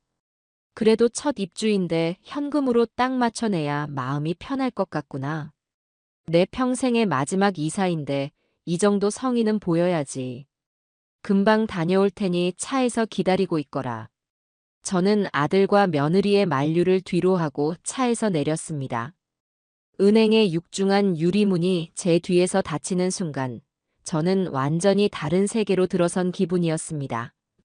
제 인생의 마지막 막이 오르고 저는 이제 무대 뒤로 퇴장하는 배우가 된 것 같았어요. 저는 번호표를 뽑는 척하며 은행 안을 빠르게 훑어보았습니다. 다행히 사람은 많지 않았고 제 계획을 실행하기에 완벽한 환경이었습니다. 그리고 미리 위치를 파악해둔 뒤쪽 출입구를 향해 망설임 없이 걸어갔습니다. 은행 직원이나 경비원 누구도 저를 신경 쓰지 않았습니다. 그저 용무를 마치고 나가는 수많은 노인 중 한 명으로 보였을 테니까요. 심장이 조금 빨리 뛰는 것 같았지만 걸음걸이는 조금도 흐트러지지 않았습니다. 뒤쪽 출입문을 밀고 밖으로 나오자 시끄러운 시장 골목의 풍경이 펼쳐졌습니다. 생선 비린내와 고소한 튀김 냄새, 사람들의 활기찬 외침이 뒤섞여 있었어요. 저는 조금 전까지 타고 있던 그 조용하고 고급스러운 승용차와는 전혀 다른 세상으로 들어선 겁니다. 저는 곧바로 모퉁이를 돌아 미리 대기시켜둔 택시에 올라탔습니다. 기사님, 김포공항으로 가주세요. 택시가 출발하고 큰 길로 접어드는 순간 저는 뒤를 돌아보지 않았습니다. 아들과 며느리가 지금쯤 뭘 하고 있을지 상상하는 것만으로도 충분했어요. 아마 기훈이는 여전히 스마트폰을 들여다보고 있을 테고, 며느리는 손목시계를 들여다보며 아버님은 왜 이렇게 안 나오시지 하며 슬슬 짜증을 내기 시작할 겁니다. 10분, 20분. 시간이 흐를수록 초조함은 짜증으로, 짜증은 불안감으로 바뀌겠죠. 공항으로 가는 내내 저는 창밖만 바라보았습니다. 이제 곧 제 인생의 이막이 시작될 겁니다. 그 누구의 아버지도 할아버지도 아닌 온전한 박경태로서의 삶이 말입니다. 공항에 도착해 택시에서 내린 저는 가장 먼저 주머니에서 제 휴대전화를 꺼냈습니다. 수십 통의 부재중 전화가 와 있을 것이 분명한 그 전화기의 전원을 망설임 없이 꺼버렸습니다. 그리고는 배터리와 유심칩까지 분리해서 공항 구석에 있는 쓰레기통 각기 다른 칸에 깊숙이 던져 넣었어요. 이제 이 세상에 저를 올가맬 수 있는 물리적인 끈은 아무것도 없었습니다. 보안 검색대를 통과하고 탑승구 앞 의자에 앉아 제가 탈 비행기를 물끄러미 바라보았습니다. 육중한 기체가 저를 완전히 새로운 곳으로 데려다 줄 것을 생각하니 가슴이 벅차올랐어요. 주변에는 여행을 떠나는 가족들, 출장을 가는 직장인들이 분주하게 움직이고 있었습니다. 저는 그저 그 풍경 속의 일부인 이름 없는 늙은이일 뿐이었습니다. 그 익명성이 주는 자유가 참으로 달콤했습니다. 비행기에 올라 창가 자리에 앉았습니다. 얼마 지나지 않아 비행기는 굉음과 함께 활주로를 달리기 시작했어요. 기체가 땅에서 떠오르는 순간 제 몸도 마치 공중으로 붕 뜨는 듯한 해방감을 느꼈습니다. 창밖으로 빠르게 멀어지는 서울의 풍경, 제가 평생을 살았던 도시를 내려다보며 저는 조용히 속삭였습니다. 아들아, 며느리야. 너희들이 기다리던 아버지는 이제 이 세상에 없다. 너희들이 그토록 원하던 그 집과 돈, 이제 너희들 마음대로 한번 잘 살아보거라. 구름 위로 올라서자 아래 세상의 모든 소음이 거짓말처럼 사라졌습니다. 제 마음도 더없이 고요하고 평온해졌어요. 그 순간 저는 지난 수십 년의 세월 동안 단 한 번도 느껴보지 못했던 완전한 자유를 맛보고 있었습니다. 제주도에 도착해 미리 예약해둔 작은 민박집에 짐을 풀었습니다. 바닷가 마을의 가장 구석진 곳에 위치한 아주 낡고 허름한 곳이었어요. 하지만 창문을 열면 바로 코앞에서 파도 소리가 들려왔고 짭조름한 바다 내음이 방 안가득 들어왔습니다. 주인 할머니는 말이 없는 저를 그저 복잡한 세상을 등지고 잠시 쉬러 온 늙은이려니 생각하는지 별다른 것을 묻지 않으셔서 편했어요. 저는 며칠 동안 아무것도 하지 않고 그저 낯선 잠자리에서 잠을 자고 일어나 바다를 보러 나가는 생활을 반복했습니다. 머릿속을 가득 채웠던 분노와 배신감, 그리고 복잡한 계획들을 파도 소리에 씻어내는 시간이 필요했거든요. 그리고 그 고요한 시간 동안 저는 서울에 남겨두고 온 아들과 며느리가 겪고 있을 혼란을 아주 세밀한 퍼즐 조각처럼 맞추어 보았습니다. 그것은 저의 유일한 오락거리이자 제 선택이 얼마나 정확했는지를 확인하는 과정이기도 했어요. 제 상상은 은행 주차장에서부터 시작되었습니다. 아마 그날 은행 주차장에서 1시간을 꼬박 기다렸을 겁니다. 처음 30분은 초조함, 그 뒤 30분은 불안과 분노였겠죠. 성미 급한 며느리가 먼저 차에서 내려 은행으로 뛰어들어갔을 겁니다. 뾰족한 구두굽으로 또각거리며 잔뜩 화가 난 표정으로 말입니다. 그리고는 창구 직원 아무나 붙잡고 제 인상착의를 설명하며 행방을 물었을 거예요. 하지만 직원은 그런 분은 아까 뒷문으로 나가셨습니다 라는 말만 되풀이했을 테고요. 뒷문이요? 아니, 어르신이 왜 뒷문으로 나가요? CCTV 확인해 주세요. 저희 아버님이 지금 사라지셨단 말이에요. 아마 며느리는 그렇게 소리쳤을 겁니다. 하지만 은행 측에서는 개인정보라며 협조를 거부했을 테고 그 실랑이를 지켜보던 아들 기훈이는 창피함과 당혹감에 어쩔 줄을 몰라 했을 겁니다. 그때부터 뭔가 단단히 잘못되었다는 것을 직감했을 거예요. 그들은 허둥지둥 차를 몰아 제가 입주하기로 했던 실버타운, 로열 포레스트 힐로 달려갔을 겁니다. 그곳에 제가 먼저 와 있을지도 모른다는 마지막 희망을 붙잡고서요. 가는 내내 차 안의 공기는 살얼음판 같았을 겁니다. 저는 눈을 감고 그 장면을 아주 생생하게 상상해 보았습니다. 화려한 로비에 다급하게 들어서는 며느리의 모습. 언제나 당당하고 거만하던 그 아이가 아마 그 순간만큼은 몹시 초조하고 불안해 보였을 겁니다. 저기요. 오늘 입주하기로 한 박경태 어르신 혹시 먼저 와 계신가요? 저희랑 엇갈린 것 같아서요. 상담 데스크의 직원은 컴퓨터를 한참 두드려 보더니 이내 고개를 갸웃하며 대답했겠죠. 박경태 님이요? 저희 예약자 명단에는 그런 성함이 없는데요. 상담 기록은 있으시지만 입주 계약이나 예약금 입금 내역은 전혀 없습니다. 네. 그럴 리가 없어요. 저희 아버님이 여기 계약까지 다 생각하고 계셨는데. 다시 한번 잘 확인해 주세요. 여기 이 안내 책자도 아버님이 가지고 계셨던 거라고요. 며느리는 아마 믿을 수 없다는 듯 소리를 질렀을 겁니다. 하지만 몇 번을 확인해도 결과는 마찬가지였겠죠. 예약은커녕 상담 기록 외에는 아무것도 남아있지 않았을 테니까요. 그때쯤이면 며느리의 얼굴은 하얗게 질리고 아들 기훈이의 얼굴은 당혹감으로 굳어버렸을 겁니다. 그들이 철석같이 믿었던 계획이 송두리째 무너져 내리기 시작하는 순간이었을 테죠. 로비에 있던 다른 부유한 노인들은 그들의 소란을 흥미로운 구경거리처럼 쳐다봤을 테고요. 저는 민박집 평상에 앉아 믹스커피를 마시며 그 다음 장면을 그려보았습니다. 패닉에 빠진 그들은 정신없이 차를 몰아 다시 제가 살던 집으로 향했을 겁니다. 혹시 제가 다시 집으로 돌아가 있지는 않을까?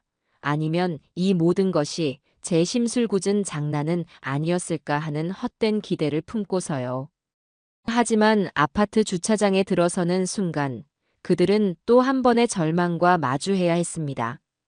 제가 늘 주차하던 그 자리에 아주 낯선 외제의 차 한 대가 서 있었을 테니까요. 그래도 마지막 희망을 버리지 못하고 집으로 올라갔겠죠.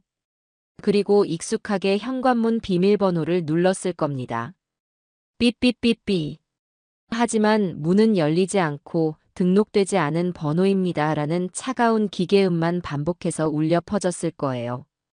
그 순간 며느리는 아마 이성을 잃고 현관문을 미친 듯이 두드렸을지도 모릅니다.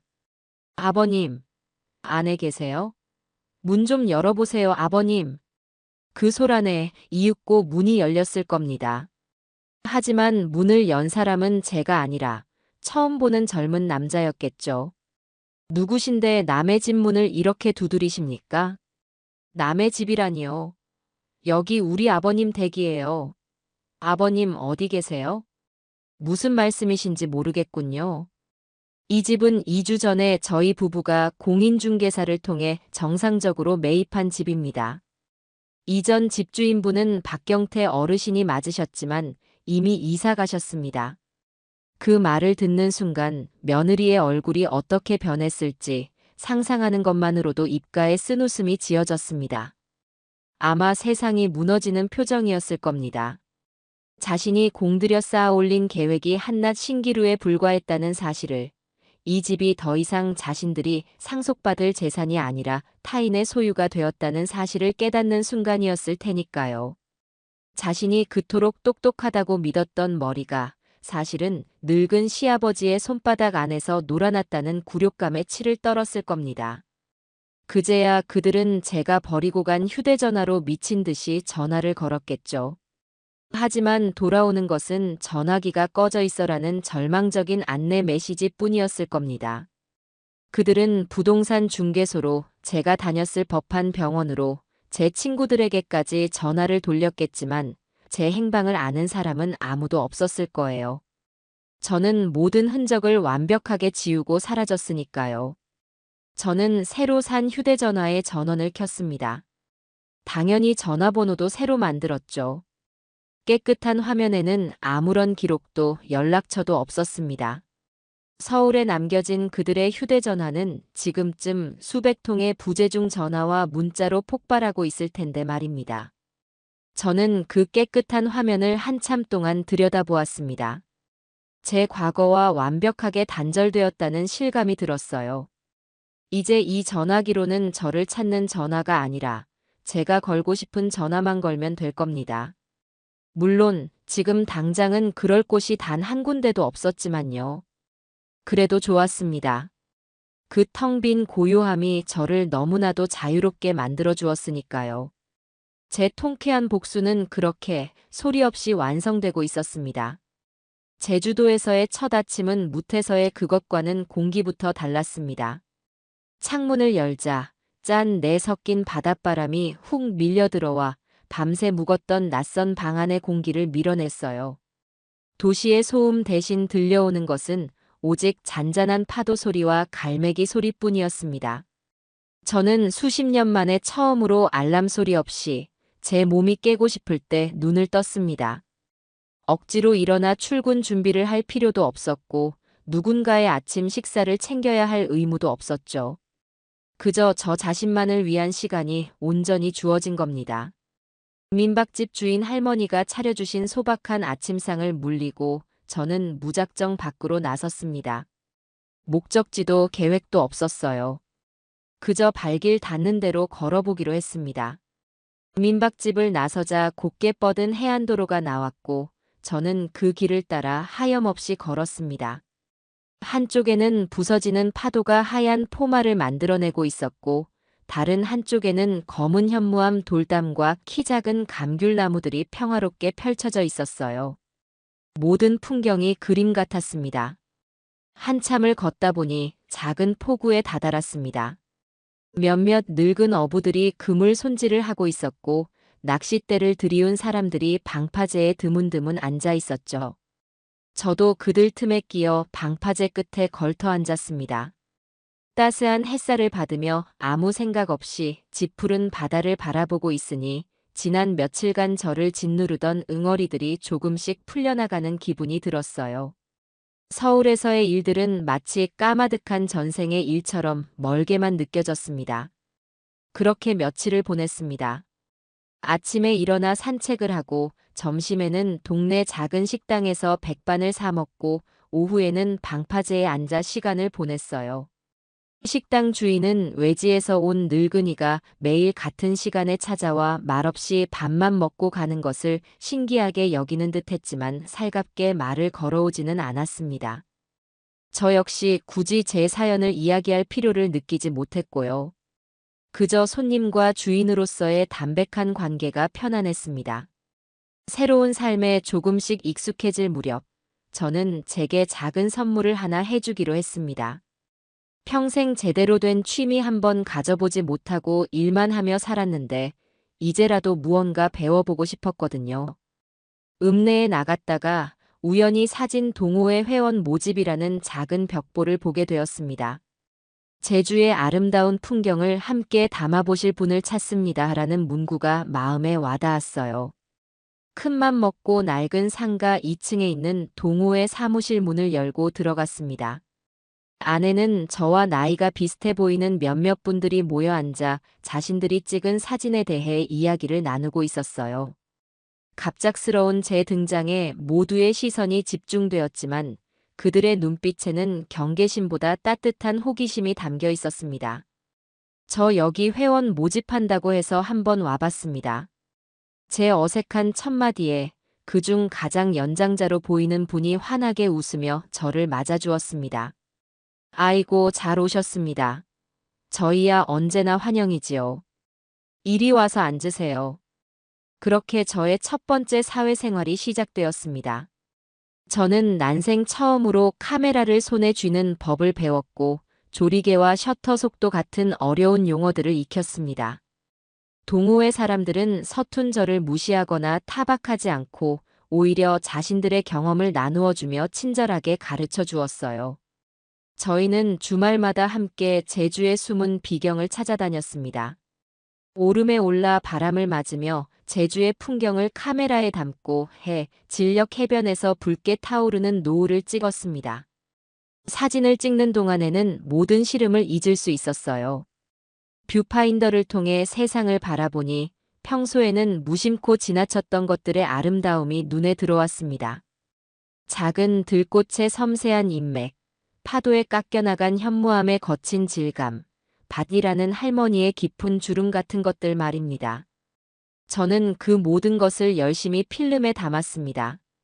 어느 날은 동호회 사람들과 함께 출사를 나갔다가 해변에서 뛰어노는 한 가족을 보게 되었습니다.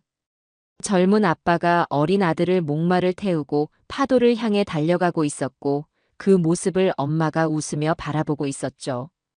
그 순간 저도 모르게 손주의 얼굴이 떠올랐습니다.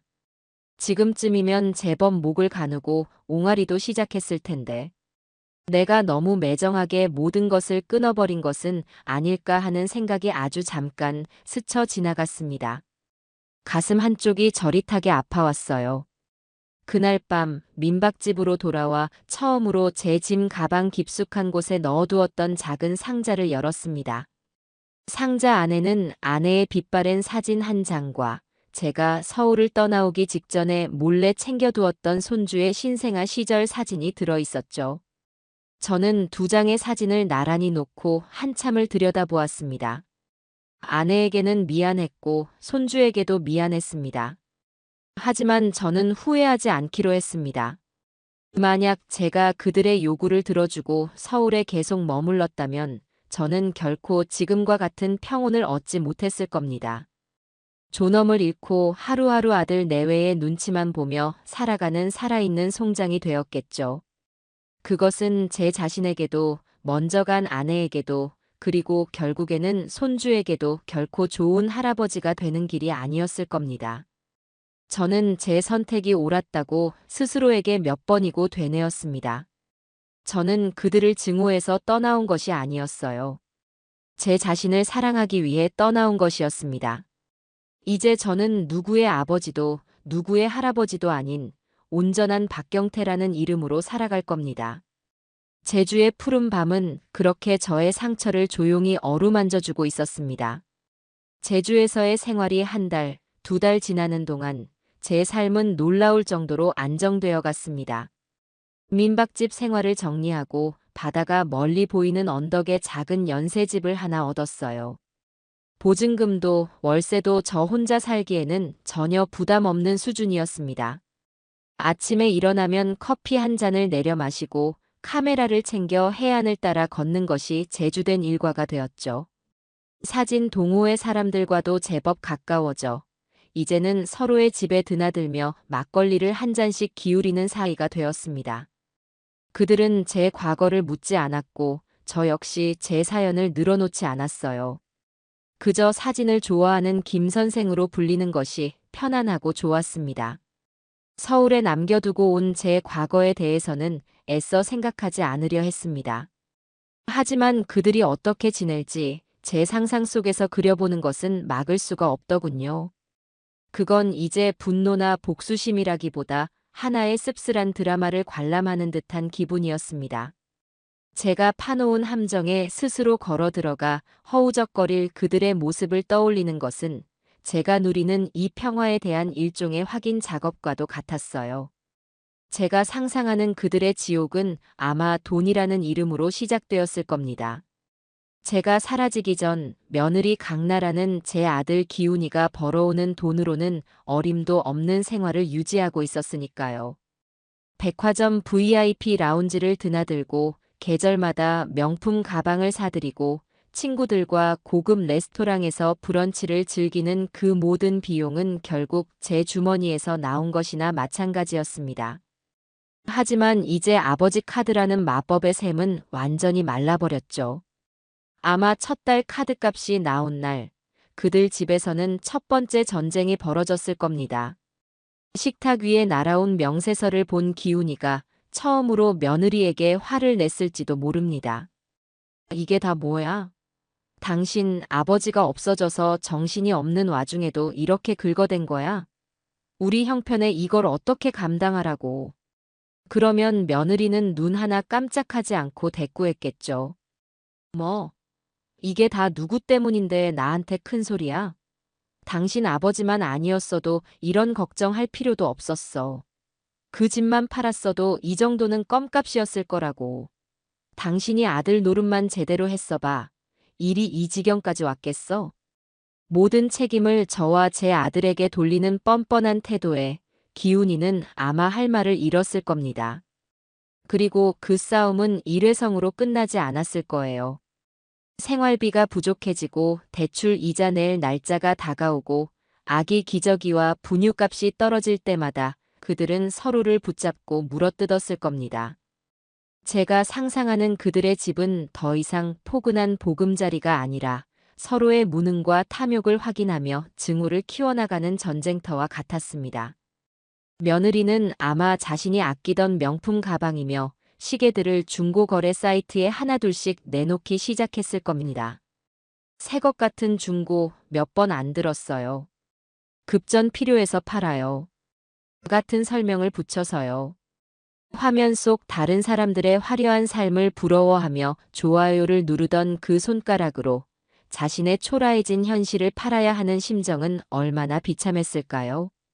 그 모든 비참함의 원인을 저라고 생각하며 밤마다 저를 저주하고 또 저주했겠죠.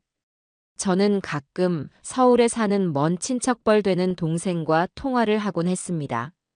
제가 제주에 있다는 사실을 유일하게 아는 사람이었죠. 사진 동호회에서 단체로 찍은 사진이 인터넷 신문에 작게 실렸는데 그걸 우연히 그 동생이 보게 되어 연락이 닿은 겁니다. 저는 제발 제 행방을 비밀로 해달라고 신신당부했고 동생은 제 사정을 어렴풋이 짐작하는지 그러겠다고 약속했습니다. 그리고 가끔씩 아들 내외의 소식을 조심스럽게 전해주곤 했어요. 형님, 기훈이 말입니다. 얼굴이 아주 반쪽이 됐더군요. 그 며느리하고 하루가 멀다 하고 싸운다는 소문이 동네에 파다해요. 사는 게 아닌 모양입니다. 동생의 말을 들으며 저는 그저 묵묵히 먼 바다를 바라볼 뿐이었습니다. 마음이 아프지 않았다면 거짓말이겠죠. 그래도 제 아들인데 그 녀석이 고통받는다는 사실이 어찌 편할 수 있겠습니까? 하지만 동정심이 제 결심을 흔들지는 못했습니다. 그건 기훈이가 어른이 되기 위해 반드시 겪어야 할 성장통 같은 것이라고 생각했어요. 둥지를 떠나 스스로 나는 법을 배우는 새처럼 제 아들도 이제는 스스로의 힘으로 폭풍우를 견뎌내야만 했습니다. 제가 상상하는 기훈이의 변화는 아주 서서히 일어났을 겁니다. 처음에는 그저 아내의 등살에 시달리며 사라져버린 저를 원망하기만 했겠죠. 하지만 시간이 지나면서 조금씩 다른 것들이 보이기 시작했을 겁니다. 끝없이 돈만 외치는 아내의 모습에서 탐욕스러운 괴물을 발견하고 매사에 아버지를 탓하는 그 모습에서 일말의 존경심이나 애정도 찾아볼 수 없다는 사실을 깨달았을 거예요. 그리고 문득문득 저와의 기억들을 떠올렸을 겁니다. 자신이 어렸을 때 낡은 작업복을 입고 공장에서 돌아와 피곤한 몸으로도 자신을 위해 자전거를 고쳐주던 아버지의 모습. 대학 등록금 봉투를 내밀며 어깨 펴고 다녀라. 내 아들하고 무심하게 말하던 아버지의 투박한 손. 결혼할 때 이 집에서라도 시작해라 하며 통장을 전부 내어주던 아버지의 쓸쓸한 뒷모습. 그 모든 기억들이 비수처럼 날아와 아들의 가슴에 박혔을 겁니다. 아마 어느 날 밤 또다시 돈 문제로 아내와 크게 다툰 뒤였을 겁니다. 며느리는 악에 받쳐 소리쳤겠죠. 지긋지긋해. 당신의 그 무능력한 아버지 때문에 내 인생이 이게 무슨 꼴이야. 그 순간 기훈이의 마음속에서 무언가 툭 하고 끊어졌을 겁니다. 그리고 처음으로 아내의 얼굴을 똑바로 보며 차갑게 말했을 거예요. 그만해. 우리 아버지가 무능력한 게 아니라 당신의 욕심이 끝이 없는 거야.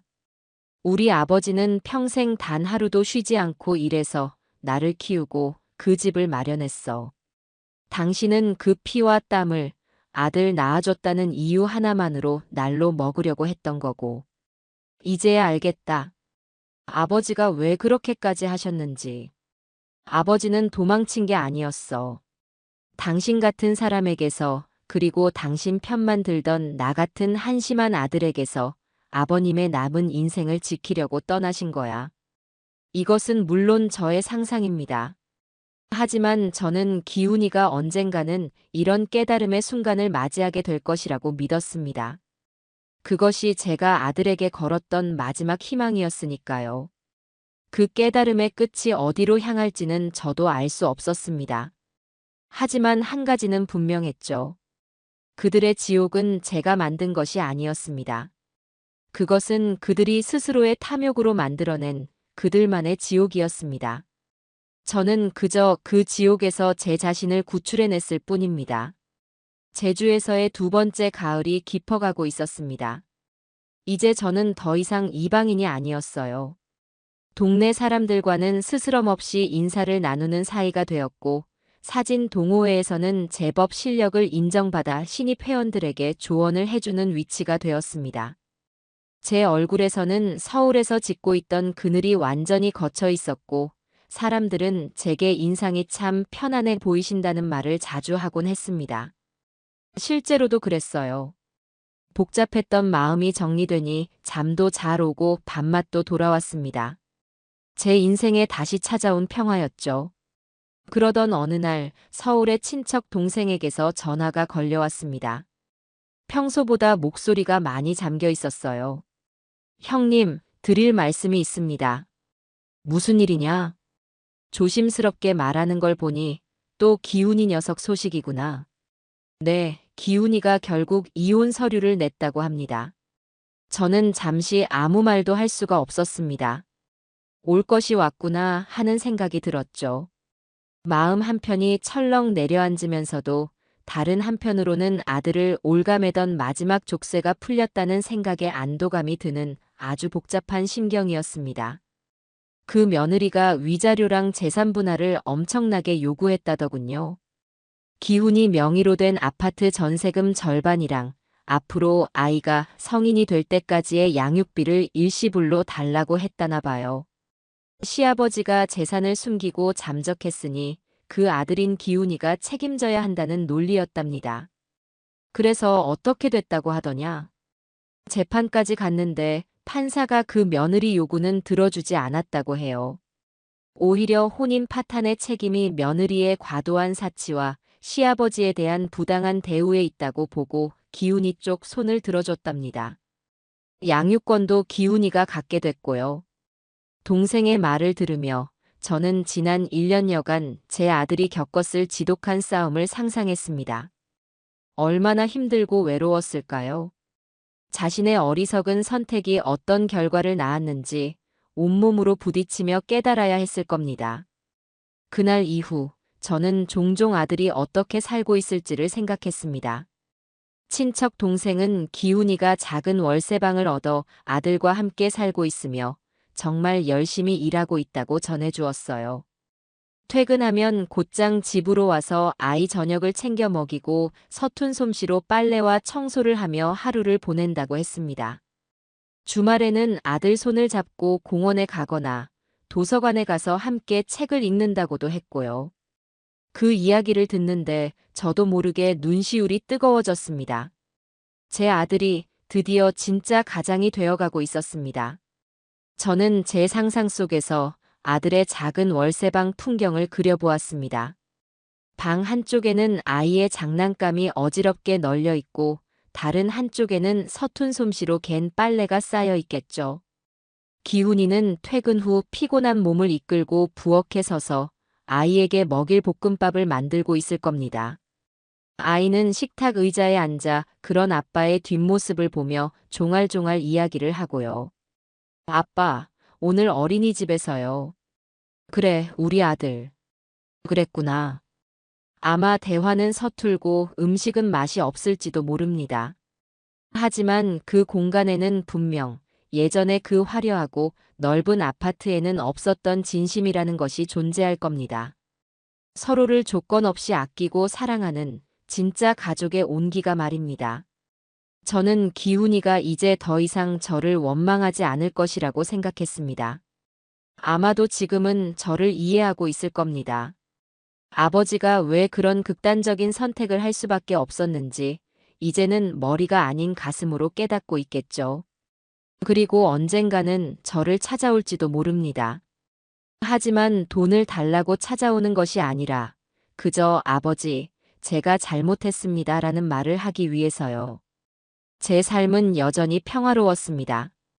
저는 제주의 아름다운 사계절을 카메라에 담았고 좋은 사람들과 만나 웃고 이야기하며 시간을 보냈어요. 하지만 그 평화로운 일상 속에서도 저는 아들의 홀로서기를 마음속으로 조용히 응원하고 있었습니다. 제가 아들에게 해줄 수 있는 마지막 역할은 그가 스스로의 힘으로 온전히 일어설 때까지 아무것도 하지 않고 기다려주는 것이라고 생각했어요. 어느 맑은 날, 저는 사진 동호회 사람들과 함께 한라산에 올랐습니다. 숨이 턱까지 차오르는 힘든 산행이었지만 정상에 올라 제주도의 풍경을 한눈에 내려다보는 순간 모든 피로가 눈 녹듯 사라졌어요. 끝없이 펼쳐진 푸른 바다와 오밀조밀한 오름들, 그리고 제 발 아래 놓인 장엄한 풍경을 보며 저는 제 인생을 생각했습니다. 저 역시 제 인생의 가장 높은 고개를 이제 막 넘어선 기분이었습니다. 가장 힘들고 고통스러운 시간이었지만 그 고개를 넘어서니 이렇게 아름답고 평화로운 풍경이 저를 기다리고 있었던 겁니다. 문득 아들 기훈이도 지금쯤 자신만의 한라산을 오르고 있을 거라는 생각이 들었습니다. 아마도 아주 가파르고 험준한 길을 어린 아들의 손을 잡고 힘겹게 오르고 있겠죠. 저는 그 모습을 상상하며 바람에 실어 조용히 제 마음을 전했습니다. 아들아, 넘어져도 괜찮다. 잠시 쉬어가도 괜찮아. 중요한 것은 포기하지 않고 너의 길을 끝까지 걸어가는 것이다. 이 아비는 여기서 너의 완주를 조용히 지켜보고 있겠다. 그 순간 한 줄기 바람이 제 땀을 시원하게 식혀주었습니다. 그것이 마치 제 마음에 대한 아들의 대답처럼 느껴졌습니다. 저희 부자는 그렇게 아주 멀리 떨어진 각자의 자리에서 서로를 향한 보이지 않는 끈을 놓지 않고 있었습니다. 제주에 정착한 지 어느덧 5년이라는 세월이 흘렀습니다. 강산이 절반은 변한다는 시간 동안 저에게도 많은 변화가 있었어요. 이제는 제주 사투리도 제법 알아들을 수 있게 되었고 동네의 경조사를 챙길 만큼 이곳의 삶에 깊숙이 녹아들었습니다. 사진 동호회에서는 몇 번의 개인전을 열기도 했고 제 사진을 보고 싶다며 멀리 육지에서 찾아오는 분들도 생겼습니다. 저는 더 이상 과거로부터 도망쳐온 사람이 아니라 이곳 제주에 단단히 뿌리를 내린 박경태로 살아가고 있었습니다. 아들 기훈이의 소식은 더 이상 친척 동생을 통해 듣지 않았습니다. 아들이 스스로의 길을 걷기 시작한 이상 제가 굳이 그 아이의 소식을 캐묻는 것은 부모된 도리가 아니라고 생각했기 때문입니다. 그저 마음속으로 아들과 손주가 꿋꿋하게 잘 살아가고 있기를 기도할 뿐이었습니다. 그러던 어느 날 아주 우연한 계기로 아들의 근황을 접하게 되었습니다. 동호회의 젊은 친구 하나가 제게 소셜 미디어라는 것을 가르쳐 주겠다며 이것저것 알려주던 중이었어요. 선생님, 여기 검색창에 이름을 치면 아는 사람을 찾을 수도 있어요. 제가 아드님 한번 찾아봐 드릴까요? 저는 손사래를 쳤지만 젊은 친구는 장난기 가득한 얼굴로 기어이 검색창에 박기훈이라는 이름을 입력했습니다. 그리고 놀랍게도 몇 개의 검색 결과 중 아들의 얼굴이 나타났습니다. 프로필 사진은 훌쩍 자란 손주와 어깨동무를 하고 활짝 웃고 있는 모습이었어요. 배경을 보니 서울에 있는 어린이 대공원인 것 같았습니다. 이분 맞으시죠, 선생님? 손주분이 선생님 젊었을 때랑 똑같이 생겼는데요. 저는 아무 말도 하지 못하고 그저 화면만 뚫어지게 바라보았습니다. 5년 만에 처음으로 보는 아들의 얼굴이었습니다.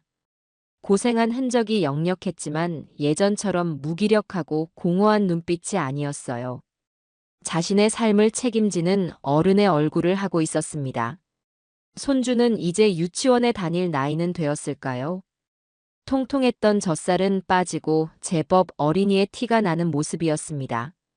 아들의 품에 안겨 행복하게 웃는 손주의 모습을 보니 가슴 한구석이 아릿해져 왔습니다.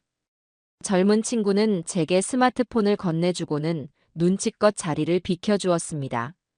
저는 한참 동안 아들의 페이지에 올라온 사진들을 넘겨보았어요. 아들과 손주가 함께 김밥을 싸는 사진, 공원에서 자전거를 타는 사진, 낡은 월세방 벽에 손주가 그린 그림을 붙여놓고 찍은 사진. 그 모든 사진들 속에서 며느리 강나라의 모습은 찾아볼 수 없었습니다. 대신 그 자리에는 아빠와 아들, 두 사람의 소박하지만 단단한 행복이 가득했습니다. 저는 그날 밤 잠을 이룰 수가 없었습니다. 아들과 손주의 얼굴이 눈앞에 어른거렸어요. 수만 가지 감정이 파도처럼 밀려왔습니다. 안도감, 미안함, 그리움, 그리고 아주 조금의 후회. 저는 결국 자리에서 일어나 몇 년 동안 한 번도 열어보지 않았던 서랍을 열었습니다. 그리고 그 안에서 뽀얀 먼지가 쌓인 편지지를 꺼내 들었어요. 책상에 앉아 펜을 들었습니다. 낡은 서랍 안에서 수십 년은 되었을 법한 만년필을 꺼내 들었어요. 돌아가신 아내가 제가 처음으로 승진했을 때 선물해준 아주 오래된 물건이었죠. 한 번도 써보지 않고 서랍 속에 고이 간직만 해두었던 것입니다. 잉크를 채우고 뽀얀 먼지가 앉은 편지지를 한 장 꺼내 그 앞에 앉으니 온갖 상념이 파도처럼 밀려왔습니다. 제가 과연 이 편지를 쓸 자격이 있는 사람일까요?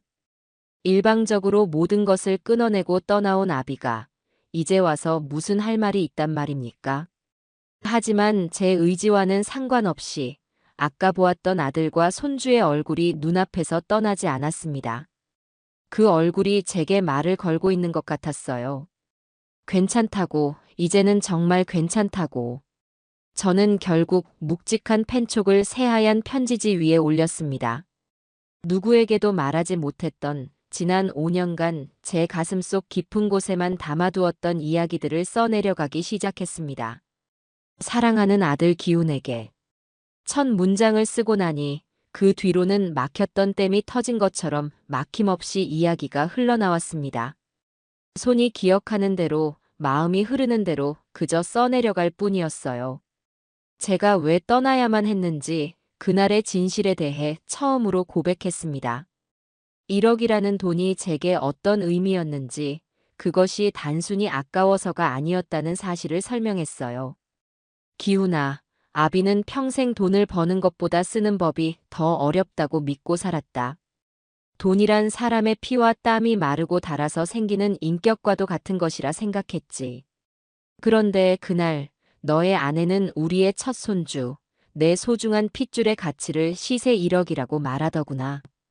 생명의 가치를 돈으로 환산하는 그 모습에 아비는 세상이 무너지는 것 같았다. 하지만 정작 나를 더 절망하게 했던 것은 그 옆에서 요즘 다들 그런다며 동조하던 너의 모습이었단다. 내 아들이, 내가 평생을 바쳐 키운 내 아들이 어쩌다 저렇게 속물이 되었을까? 아비의 재산을 자신의 권리처럼 생각하게 되었을까? 그날 이후 나는 잠을 이룰 수가 없었다. 실버타운이라는 거짓말을 꾸며내던 제 심정이 어떠했는지도 담담하게 적었습니다. 며느리의 탐욕을 시험하고 아들의 어리석음을 확인하는 과정이 제게는 얼마나 큰 고통이었는지, 그들의 위선적인 효도 연극을 마주하며 제 마음이 얼마나 시들고 병들어갔는지를요. 며느리에 대한 원망보다는 아들에 대한 실망감이 얼마나 컸었는지에 대해서도 솔직하게 털어놓았습니다. 너의 아내를 탓하려는 것이 아니다. 그 아이는 원래 그런 사람일 수도 있겠지. 하지만 너는 내 아들이지 않니? 너는 그러면 안 되는 것이었다. 아비가 평생을 어떻게 살아왔는지, 돈보다 중요한 것이 무엇인지 가르쳤다고 생각했는데 그 모든 것이 내 착각이었다는 사실을 깨닫는 순간이 가장 고통스러웠다. 아비는 더 이상 너희에게 무언가를 가르치거나 바로잡을 힘이 없었다. 그저 이 모든 것을 멈추고 내 남은 인생이라도 지켜야겠다는 생각뿐이었지. 그리고 제주에 내려와 보낸 지난 5년의 시간들에 대해서도 이야기했습니다. 처음 이곳에 도착했을 때의 막막함과 외로움. 하지만 파도 소리를 들으며 해안길을 걸으며 조금씩 제 자신을 되찾아갔던 과정들을요.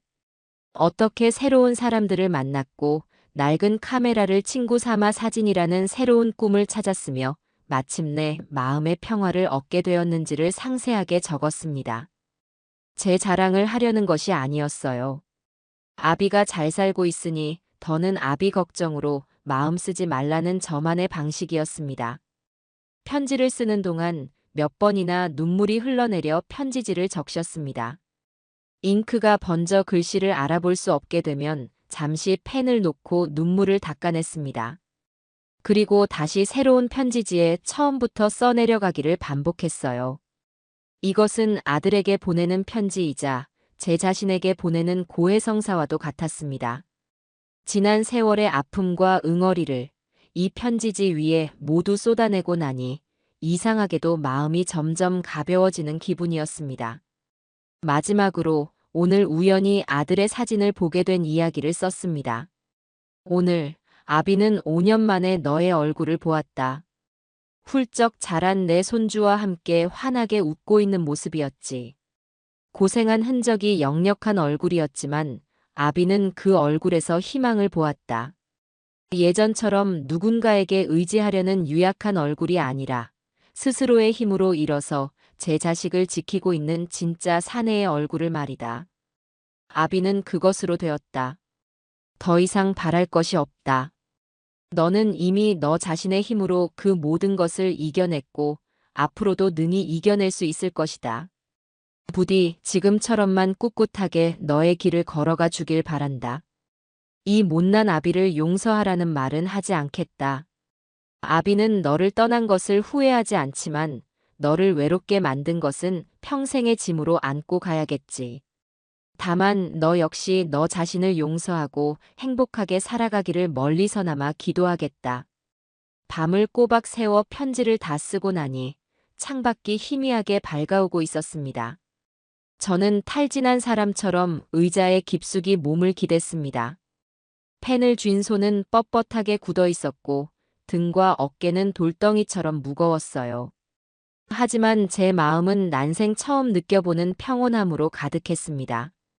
저는 정성껏 쓴 편지를 곱게 접어 봉투에 넣었습니다. 그리고 주소를 적기 위해 다시 펜을 들었어요. 하지만 저는 결국 펜을 내려놓았습니다. 이 편지는 붙이지 않을 겁니다. 보내지 못하는 것이 아니라 보내지 않기로 결심한 겁니다. 이 편지를 쓰는 과정에서 저는 이미 제 마음을 모두 정리했기 때문이었어요. 이 편지는 아들을 위한 것이 아니라 온전히 저를 위한 것이었습니다. 아들이 이 편지를 받는다면 어떻게 될까요? 애써 묻어두었던 과거의 상처가 다시 고개를 들고 아들을 괴롭힐지도 모릅니다. 이제 겨우 자신의 삶을 찾은 아이에게 저라는 과거의 유령이 나타나 새로운 아침을 방해해서는 안 되었습니다. 아들이 저를 이해해 주기를 바라는 것조차 어쩌면 저의 마지막 이기심일지 모른다는 생각이 들었어요. 진정한 아버지의 사랑은 때로는 침묵하고 그저 멀리서 지켜봐주는 것일지도 모릅니다. 저는 편지를 곱게 접어 아내의 사진이 담긴 작은 상자 안에 함께 넣어두었습니다. 언젠가 제가 세상을 떠나고 난 뒤 아들이 제 유품을 정리하다가 우연히 이 상자를 발견하게 될지도 모르죠. 그때 가서 읽어도 늦지 않을 겁니다. 아니, 그때쯤이면 아들은 이 편지를 읽지 않아도 이미 모든 것을 이해하고 있을 거라 믿습니다. 다음 날 아침, 저는 동호회 사람들과 함께 이른 새벽 출사를 나섰습니다. 밤을 새운 탓에 몸은 천근만근이었지만 마음은 날아갈 듯 가벼웠어요. 떠오르는 아침 해를 카메라에 담기 위해서였죠. 저희는 안개가 자욱한 산길을 올라 해가 떠오르는 것을 가장 잘 볼 수 있는 정상의 전망대에 자리를 잡았습니다. 동쪽 하늘이 서서히 붉게 물들기 시작하자 모두가 숨을 죽이고 자신의 카메라를 들었습니다. 마침내 수평선 너머로 장엄한 해가 솟아올랐어요. 어둠을 밀어내고 세상을 비추는 그 붉고 강렬한 빛을 바라보며 저는 어제 본 아들과 손주의 사진을 떠올렸습니다. 그리고 제 마음속에도 저렇게 밝고 희망찬 해가 떠오르고 있음을 느꼈습니다. 과거는 흘러갔고 저는 현재를 살아가고 있습니다. 그리고 제 아들 역시 자신의 자리에서 새로운 아침을 맞이하고 있을 겁니다. 그것으로 충분했어요. 우리는 각자의 자리에서 각자의 방식으로 행복을 찾아가고 있었습니다. 저는 조용히 카메라 셔터를 눌렀습니다. 제 인생의 가장 아름다운 풍경이 그 안에 영원히 담기고 있습니다.